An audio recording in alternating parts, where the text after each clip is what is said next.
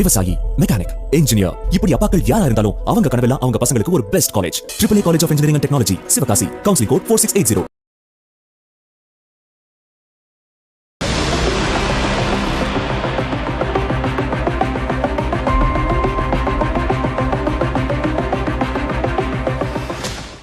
தவேக அரசின் மீதான நம்பிக்கை தீர்மானத்தை ஆதரித்து 25 அதிமுக சட்டமன்ற உறுப்பினர்கள் வாக்களித்ததன் மூலமாக அதிமுக பிளவுபட்டு என்பது கண்கூடாக தற்போது தெரிந்திருக்கிறது.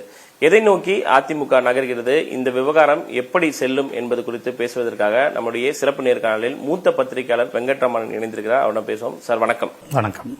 அதிமுக சட்டமன்ற உறுப்பினர்கள் தற்போது 25 பேர் தவேக அரசுக்கு ஆதரவான ஒரு நிலைப்பாட்டை எடுத்து சட்டமன்றத்திலே தங்களுடைய வாக்குகளை செலுத்தியிருக்கிறார்கள். அதிமுக பிளவுபட்டிருக்கிறது. எதை நோக்கி நகர்கிறது அதிமுக?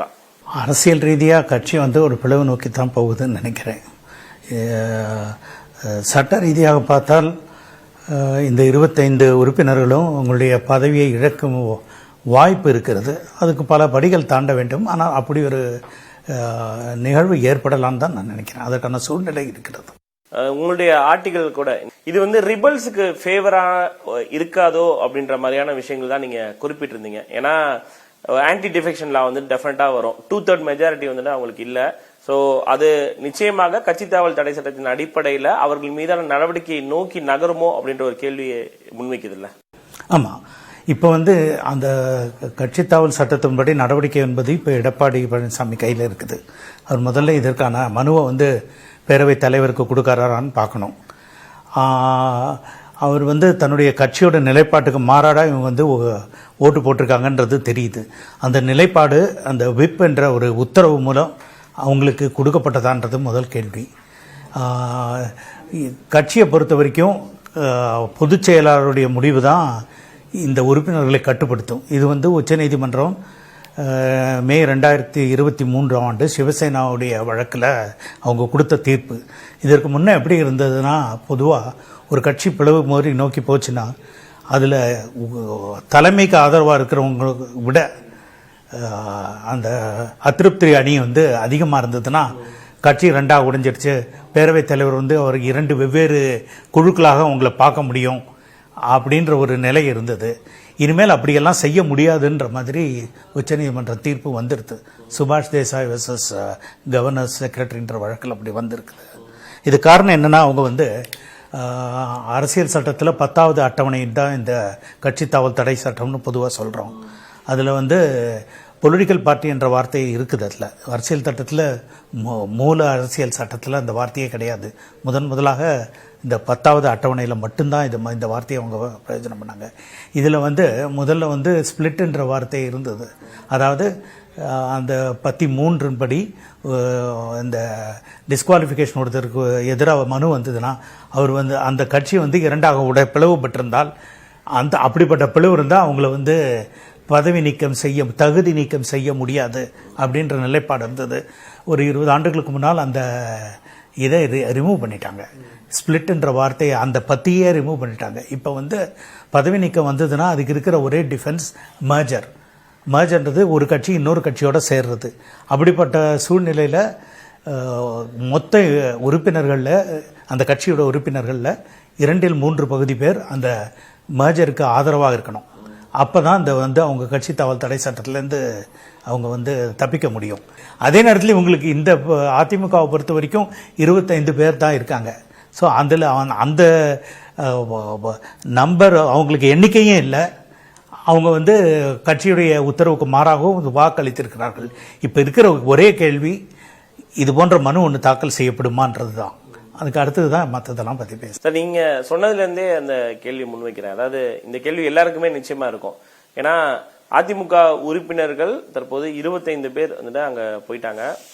2/3 மெஜாரிட்டி இல்ல அப்படின்றது ஒரு சூழல்ல இது நிச்சயமாக ஸ்பீக்கரோட டெசிஷனுக்கு தான் கண்டிப்பா போகும். ஏன்னா பார்ட்டின் அடிப்படையில் நீங்க சொன்னது மாதிரி அந்த 10th ஷெட்யூல்ல ஒருவேளை கொறடாவே நியமிக்கப்படல அப்படின்னா கூட ஒரு பார்ட்டி அப்படின்ற அடிப்படையில் லெஜிஸ்லேட்டிவ் பார்ட்டின்ற அடிப்படையிலயோ அல்ல அந்த பார்ட்டி சார்பில் தேர்ந்தெடுக்கப்பட்ட வேறொரு உறுப்பினர் அடிப்படையிலேயோ ஸ்பீக்கரை அணுகும் பொழுது நிச்சயமாக இவங்கள் மீது ஆன்டி டிஃபெக்ஷன் லா அந்த லாவை வச்சு நடவடிக்கை எடுப்பதற்கான வாய்ப்புகள் இருப்பதா சொல்லப்படுது. அதை எப்படி நம்ம புரிஞ்சுக்கிறது? அதாவது இதில் வந்து அவங்களுக்கு 2 விதமான டிஃபென்ஸ் இருக்கலாம். அப்படி அவர்கள் தகுதி நீக்கத்துக்காக அவங்க மனு கொடுத்தாங்கன்னா முதல்ல ஸ்பீக்கர் வந்து அதை எப்போ எடுத்துப்பாருன்றது தெரியல, உடனடியாக எடுக்கணுன்ற கட்டாயம் இல்லை. அது ஏன்னா அவங்களுக்கு ஆதரவாக ஓட்டு போட்டவங்க தான் அதிமுக 25 உறுப்பினர்கள். அவர்கள் மீது நடவடிக்கை எடுக்க வேண்டுமா என்பதை அரசியல் ரீதியாக அவர்கள் அணுகினால் அதை தாமதப்படுத்தலாம். ஒரு கால் இந்த எடப்பாடி தரப்பினர் அது வந்து கோர்ட்டை அணுகி உடனடியாக இதை பரிசீலனை செய்ய வேண்டும்னு ஒரு உத்தரவு வாங்கினா அப்படி ஒரு சூழ்நிலை வரலாம். ஆனால் பொதுவாக உங்களுக்கே தெரியும், எடப்பாடி பழனிசாமியே வாக்கெடுப்புக்கு முன்னால் தன்னுடைய நிலைப்பாட்டை தெளிவாக எடுத்து கூறிவிட்டார். அவர் தான் கட்சியுடைய ஜெனரல் செக்ரட்டரி. இதற்கு மேல் அவங்க வந்து இப்படிப்பட்ட உத்தரவு எங்களுக்கு இல்லை, அதை வந்து அங்கீகரிக்கப்படவில்லை அவங்களால சொல்ல முடியாது. கட்சியோட நிலைப்பாட்டுக்கு எதிராக சென்றதற்காக அதற்காகவும் அவங்க மேலே இது நடவடிக்கை எடுக்க வாய்ப்பு இருக்கிறது. அதனால இது எந்த அணுகுமுறை இப்போ வந்து எடப்பாடி கையாள்கிறான்றதை பொறுத்தது.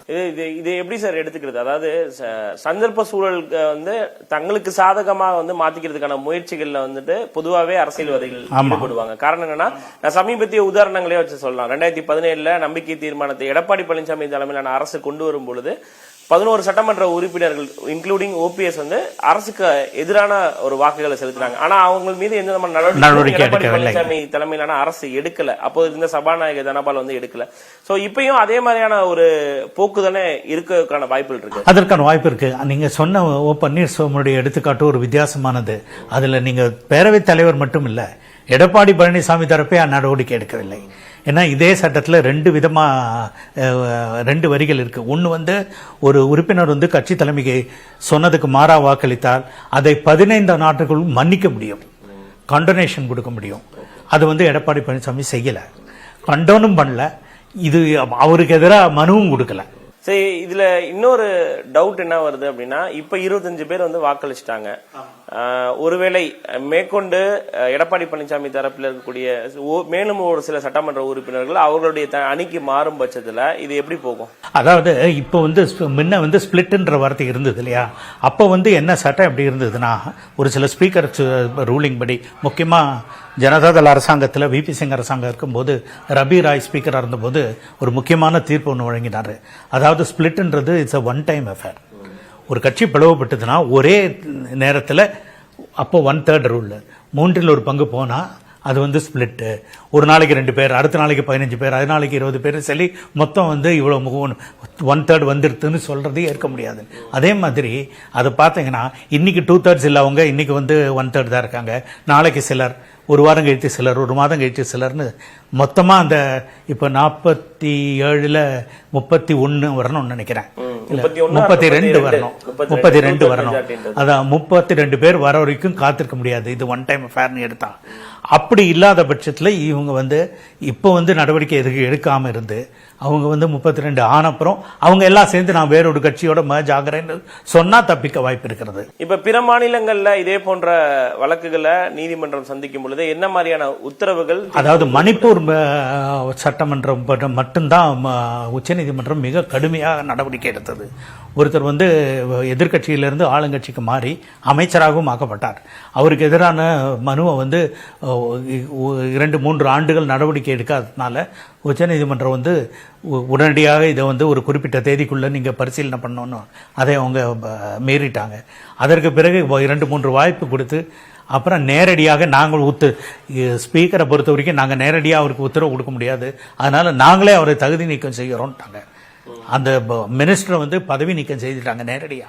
இப்ப ஸ்பீக்கர் இத வந்து நடவடிக்கை எடுக்காத பட்சத்துல எடப்பாடி பழனிசாமி தரப்பு தேர்தல் ஆணையத்தை அணுகினால் இது போன்ற நிகழ்வுகள் வந்து இல்ல, தேர்தல் ஆணையத்தை வந்து என்னை பொறுத்த வரைக்கும் எஸ்பி வேலுமணி தரப்பு தான் போகிறதுக்கான வாய்ப்பு அதிகம். ஏன்னா இப்ப வந்து அவங்க கட்சியை வந்து கிளைம் பண்றாங்களான்னு பார்க்கணும். கட்சியுடைய பெயர், கொடி, சின்னம், இது 3ஐயும் வந்து முடிவு செய்யறது எலெக்ஷன் கமிஷன் தான். இதுக்கு வந்து எனக்கு உடனடியாக அவங்க போவாங்கன்னு தெரியல. எனக்கு தெரிஞ்ச பொதுக்குழுவில் வந்து ஒரு பிரச்சனை பண்ணி பொதுக்குழுவில் அவரை நீக்க முயற்சி பண்ணுவாங்க. அதற்கு பிறகுதான் ஓரளவுக்கு பெரும்பான்மை யாரிடம் இருக்குன்றத அடிப்படையில் அவங்க எலெக்ஷன் கமிஷனை அணுகுவாங்கன்னு நினைக்கிறேன். இப்ப 2 தரப்புல எடப்பாடி பழனிசாமி தரப்பு ஒருவேளை நீதிமன்றத்தை நாடும் பட்சத்துல இது அந்த நீதிமன்றத்துடைய கேள்வி எலெக்ஷன் கமிஷனை நோக்கி நீளுமா இல்ல ஸ்பீக்கரை நோக்கி? இல்ல, நீதிமன்றம் இப்ப அதை நான் சொன்ன அந்த மகாராஷ்டிரா தீர்ப்பிலேயே அவங்க சொல்லிட்டாங்க, இது ரெண்டும் வெவ்வேறானது. அதாவது ஒரு சில நேரங்களில் தகுதி நீக்கத்தை பேரவைத் தலைவர் கருதும் போது யாரு உண்மையான கட்சி, ஏன்னா பிளவு இருந்ததுன்னா கட்சி தலைமை யாருடைய உத்தரவு இதெல்லாம் அவங்க முடிவு பண்ண வேண்டியிருக்கும். எது சரியான கட்சி, அவங்க கட்சியுடைய சட்டத்திட்டங்களின் அடிப்படையில் யாரு தலைவர், யாருடைய தலைமையில் கொறடா நியமிக்கப்படுவார், இது போன்ற முடிவுகளுக்காக பேரவைத் தலைவர் சட்டசபையில் இந்த தகுதி நீக்க மனு தொடர்பான முடிவு ஒன்று எடுக்கலாம். ஆனால் அதே நேரத்தில் கட்சி சின்னம் பெயர்லாம் யாரிடம் இருக்கிறது என்பது தேர்தல் கமிஷனுக்கு தான் உரியது, அவங்களுடைய ஜூரிஸ்டிக்ஷன்ல இது தலையிடாது அப்படின்னு கொடுத்திருக்காங்க. சோ எப்படி பார்த்தாலுமே அவங்க கவர்மெண்ட்டுக்கு ஃபேவரா தான் இவங்க வாக்களிச்சிருக்காங்க. சோ அந்த அடிப்படையில ஸ்பீக்கருடைய முடிவு நிச்சயமா காலம் தாழ்த்தி எடுப்பதற்கான வாய்ப்புகள் இருப்பதாக தான் சொல்லப்படுது. இல்ல காலதாமதப்படுத்துறது தான் அவங்களுடைய முதல் டாக்டிக்கா இருக்கும்னு நான் நினைக்கிறேன். ஆமா, மிக்க நன்றி சார். பல்வேறு விஷயங்களை பயந்துட்டீங்க. நன்றி. மீண்டும் ஒரு சிறப்பு நேர்காணல் இணையலாம். நன்றி, வணக்கம்.